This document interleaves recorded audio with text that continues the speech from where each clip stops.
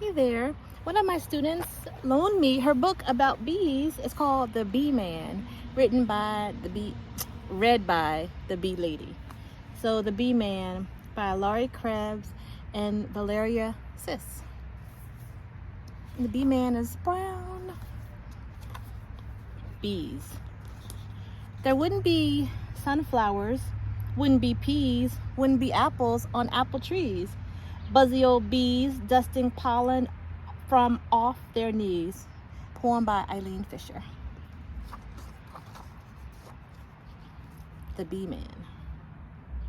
Written by Laurie Krebs, illustrated by Valerie Sis. Look at all the little rabbits.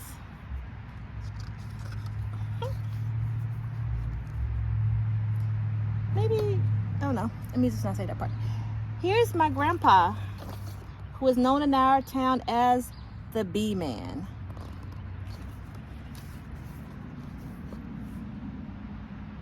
Here is his jacket with a zipped up hood that covers his face just the way it should when he visits his hives as the Beeman.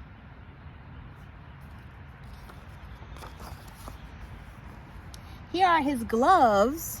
Here are my gloves.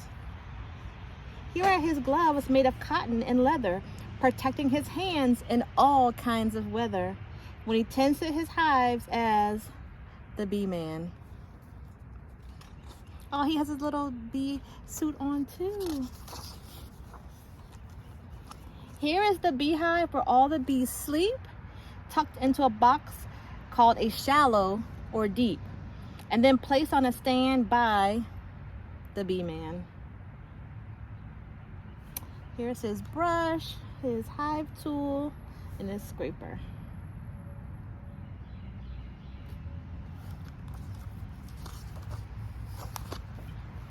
Here is a smoker. I actually have my phone propped on my smoker right now. Here is a smoker that calms down the bees and a hive tool that opens the beehive with ease. Here's a hive tool. It's a J tool. For a much closer look, let me start over. Here is a smoker that calms down the bees and a hive tool that opens the beehive with ease. For a much closer look by the Beeman.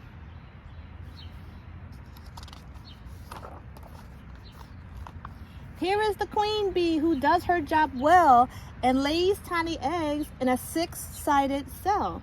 She's the heart of the hive, says the Beeman. So here's the queen. She has an elongated body where she stores her eggs. Here are the drone bees with big bulging eyes and a large appetite supporting their size. They mate with the queen, adds the Beeman.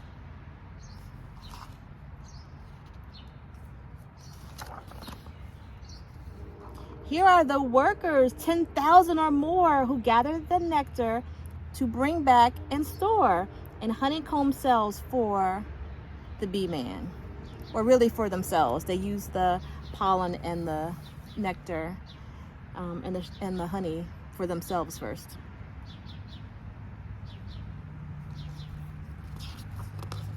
Bees need the honey to overwinter. Here are the house bees with swift moving wings that dry up the nectar a worker bee brings, making honey for me and the Beeman. Making honey for themselves. The first priority is for the bees to make honey for themselves.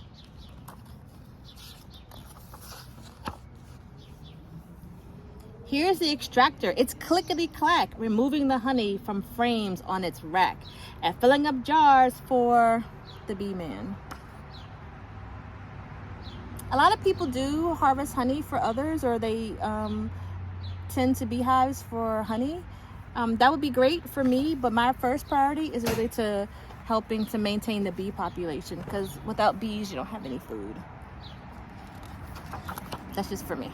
That's how I roll. Here's some of the honey returned to the hive. It's food for the bees to help them survive the long winter days near the Beeman. Yeah, so, yeah, you don't necessarily return the honey, just leave the honey. Don't take all of the honey. Here are the bees protected from harm inside the hive, huddled snug and warm. So they'll be here next year, says the Beeman. This is a lovely book. Here's the wagon filled up to the brim with bottles of honey collected by him and brought to the house by the Beeman. The cat is always around. Here are the muffins, all warm and delicious and dripping with honey on Grandma's best dishes. Oh, that's a nice treat. I'm glad that my grandpa's the Beeman. I'm glad his grandpa's the Beeman too. So bees belong to the insect family. They have 6 legs, 3 body parts, head, thorax, and abdomen, 2 pairs of wings, 2 antennae, 2 compound eyes that lets them see in all directions. A bee begins life as an egg placed in a tiny cell by the queen. The egg hatches into a worm-like creature called larva. The larva changes into a pupa and hidden inside the tiny cell. The pupa turns into a bee. When it hatches, the bee is fully grown and ready to be a member of a colony. It takes about 3 weeks to go from an egg to a bee. And depending on what type of bee it is, a drone bee, a queen, or a worker, it takes different lengths of time for the larva to turn into an actual bee. Bees live in large groups called colonies. A colony of bees has 1 queen, several hundred drones, and tens of thousands of workers. Drones are male bees. They have huge black eyes and plump bodies. They don't work inside the cell. They don't work inside the hive or collect nectar and pollen. They mate with the queen. The queen bee has a slender body and is longer than the other bees. She is also the mother of them all. Her job is to lay eggs. In spring's busy season, she lays between 1,000 and 2,000 eggs every day. And if the bees run out of room for eggs, they will swarm. I had 3 swarms this year, so I'm trying to keep my swarms down by make sure the bees have plenty of room for their 1,000 to 2,000 eggs a day. Worker bees are female and they have many different jobs. Sometimes they feed on larvae and tidy up the hive, or they create wax and use it to make new cells. Sometimes they groom the queen and give her rich protein food called royal jelly. Why not? Or workers protect the hive from enemies by standing guard at the entrance. Sometimes they leave the hive to gather nectar, pollen, or water. Their jobs depend on what the colony needs them to do. Their jobs really depend on how old they are. Different aged bees have different jobs. The foragers are the oldest bees. Disease and pests have killed most of the wild bees, so today beekeepers take care of the colonies. They provide waterproof boxes where bees live. They act as insect doctors and supply medicine to keep the colony healthy. They check the queen to see that she is strong and that the new bees are developing. Just before autumn, the beekeepers harvest the hive's extra honey, making sure they put back enough for the bees to use all winter. Beekeepers have special clothing that helps them do their job safely. They wear long gloves, coveralls, boots, and a hood with a protective veil to keep away curious bees. Frames are man-made wooden rectangles. Oh, here's a frame right here. Frames are man-made wooden rectangles that support the honeycomb. They are lined up in the shallows and the deeps like folders and a filing cabinet. The honeycomb is a cluster of wax cells built onto the frames by the bees to hold the eggs, larvae, pupa, honey, or pollen.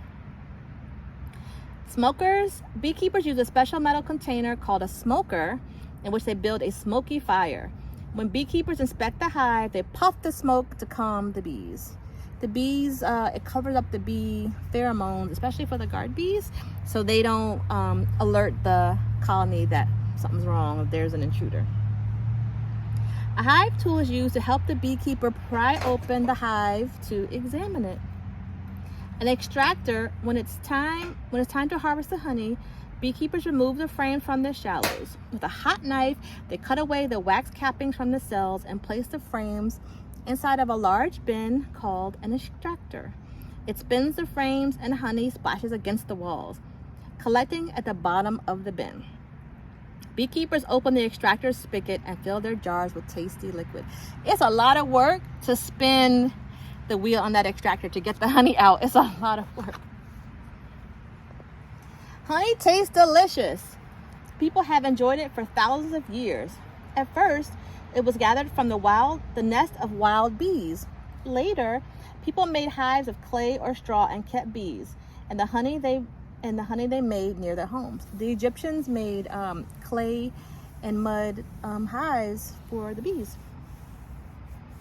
Honey begins as nectar, the sweet watery juice inside of a flower blossom. A worker bee unrolls her long tongue called a proboscis and sucks up the liquid, just as though she were using a straw. Back in the hive, other workers put the nectar into cells and fan it to drive out the moisture. After many trips to flowers and lots of fanning, the nectar juice turns into honey. When the honey is ripe, the bees cap the cell with wax to keep it fresh. Honey can last a long time, like a long time. I want to put a number on it, but I would have to check it first. Bees are important insects. Without them, we wouldn't have many delicious fruits, nuts, and vegetables. As bees travel to find nectar, they brush past the part of the flower that holds powder-like grains called pollen. The pollen clings to their hairy bodies. When they move on to visit the next blossom, some of the pollen is left on the seed-making part of that flower. Because of this, in time, fruits, nuts, and vegetables will grow. Bees help by carrying the pollen from one flower to another, allowing the process of pollination to occur. I think my master beekeeper's here. I will talk to y'all later.